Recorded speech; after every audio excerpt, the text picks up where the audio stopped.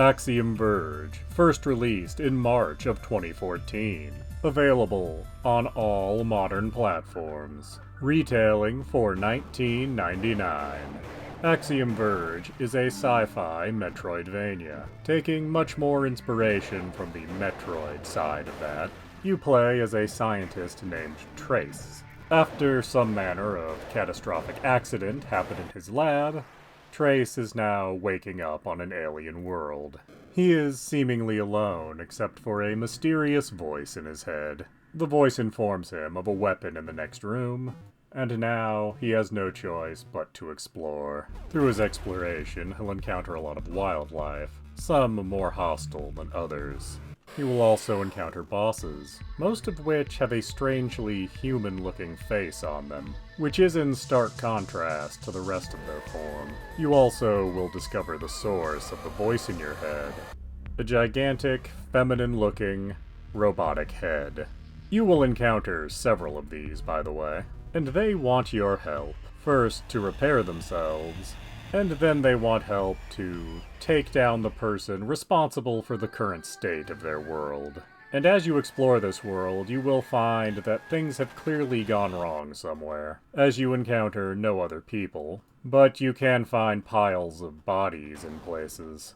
As you explore, you'll find many upgrades for your character. By the end, you'll have a truly vast and bizarre arsenal of weapons. You will also find standard upgrades like a high jump, or the ability to grapple the ceiling. But then you'll find things that are quite unique and rather strange. You will get the ability to go through solid walls. You will get the ability to spawn a little creature, to go into small places where you won't fit. And eventually the ability to switch places with this little creature. There is also an item you get that plays with the faux retro style of the game. It's a beam that seemingly causes things to glitch. It can change your enemies and the terrain in certain situations. How exactly this will affect your enemies is unpredictable, and there's even some rare circumstances where it will make the situation worse. It can also be used to unlock hidden zones. These secret areas are optional, but will oftentimes contain useful upgrades for your health, your weapon range, power, etc. Interestingly, these appear in different locations every time you start a new game. You will do a lot of backtracking in this game, and there isn't really a fast travel system. There is this giant head you can ride.